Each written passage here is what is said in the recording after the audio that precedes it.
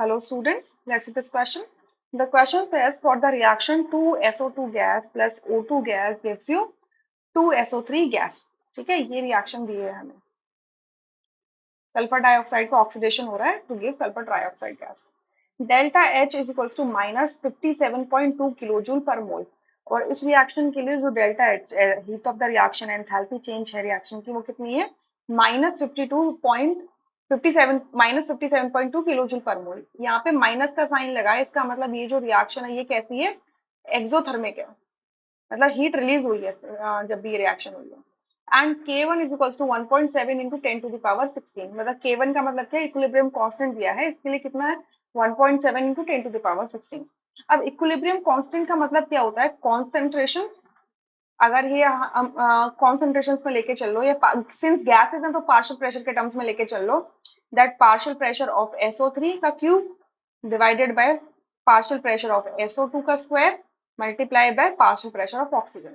ठीक है, ये रेशो होता है प्रोडक्ट के पार्शियल प्रेशर या फिर कॉन्सेंट्रेशन अमाउंट के बेसिस पे. ठीक है, अगर गैसेस हैं तो जनरली हम पार्शियल प्रेशर कंसिडर करते हैं, या लिक्विड्स हैं तो हम जनरली, सॉल्यूशंस हैं तो हम जनरली क्या लेते हैं? कॉन्सेंट्रेशन टर्म्स ले लेते हैं. Clear? So basically it is the ratio between product and reactant, कि आपका प्रोडक्ट का कितना अमाउंट बना है in either in terms of concentration और partial pressure with respect to आपका रिएक्टेंट के टर्म्स में, कि रिएक्टेंट कितना डिक्रीज हुआ है. ठीक है, ये इसका रेशियो है. तो यहां से पूछा गया है which of the following statement is incorrect. कौन सी स्टेटमेंट यहां से इनकरेक्ट हो जाती है? क्लियर? पहला ऑप्शन लिखा है the equilibrium constant decreases as the temperature increases. देखिए, अगर यहाँ से देखें एक्सोथर्मिक रिएक्शन है, तो जब भी एक्सोथर्मिक रिएक्शन होगा तो उस केस में अगर आपने टेम्परेचर क्या कर दिया है? इंक्रीज कर दिया है. आप टेम्परेचर और प्रोवाइड कर रहे हो, ऑलरेडी हीट जनरेट कर रहा है रिएक्शन, और आपने और टेम्परेचर बढ़ा दिया है, तो इक्विलिब्रियम क्या कांस्टेंट क्या होगा? डिक्रीज होने लगेगा. ठीक है, क्योंकि रिएक्शन बैकवर्ड डायरेक्शन में जाएगी, मतलब प्रोडक्ट की कॉन्सेंट्रेशन कम हो जाएगी, तो इक्विलिब्रियम कांस्टेंट क्या होगा? डिक्रीज होगा. सो ये बिल्कुल ट्रू है, क्योंकि रिएक्शन एक्सोथर्मिक है. ठीक है, सेकेंड में लिखा है addition of inert gas at constant volume. Volume को कांस्टेंट किया हुआ है, तो यानी कि प्रेशर कांस्टेंट है, और कांस्टेंट प्रेशर पे आप क्या कर रहे हो? इनर्ट गैस ऐड कर रहे हो. इनर्ट गैस ऐड करके क्या करेगी? Total number of moles increase कर देगी. ठीक है, total number of moles increase कर देगी. तो उस केस में आपका इक्विलिब्रियम कांस्टेंट अफेक्ट नहीं होगा, क्योंकि आपके प्रेशर में कोई चेंज नहीं आ रहा है. क्लियर? प्रेशर में कोई चेंज नहीं आएगा. वॉल्यूम कांस्टेंट है तो आपका प्रेशर कांस्टेंट रहेगा, बस number of moles add up हो जाएंगे. क्लियर? तो यहाँ से आपका ये चीज भी बिल्कुल क्या है? ट्रू है इनर्ट गैसेस के केस में. क्लियर? अब थर्ड में लिखा हुआ है the equilibrium will shift in the forward direction as the pressure increases. अब देखो यहाँ पे प्रेशर बढ़ा दिया गया है, प्रेशर इंक्रीज कर दिया गया है, तो अब हमें देखना पड़ेगा कि नंबर ऑफ मोल्स में क्या चेंज आ रहे हैं. सो हम चेक करेंगे डेल्टा Ng की वैल्यू. तो डेल्टा Ng क्या होता है? Np gas minus Nr gas. So product side में कितने गैसियस मोल्स हैं? 2. और रिएक्टेंट साइड में टोटल गैसियस मोल्स कितने? 2 + 1. 2 + 1 दैट इज कितना? -1. यानी कि इस रिएक्शन में total number of gaseous moles क्या हो रहे हैं? डिक्रीज हो रहे हैं, लेस देन 1 आ रहे हैं.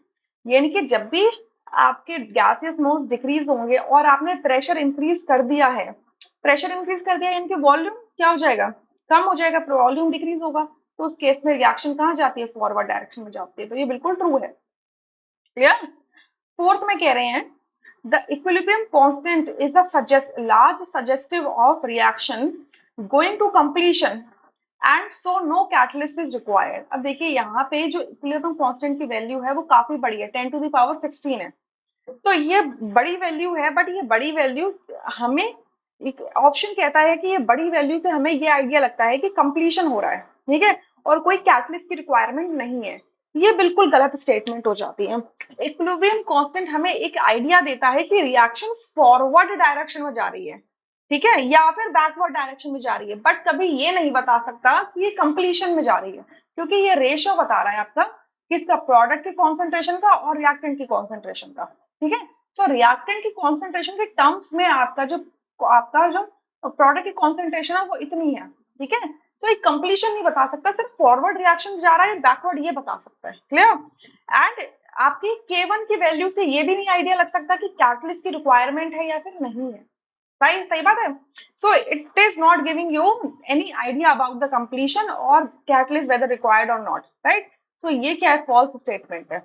So ये इन चारों में जो incorrect statement है वो है fourth, rest options are correct statements.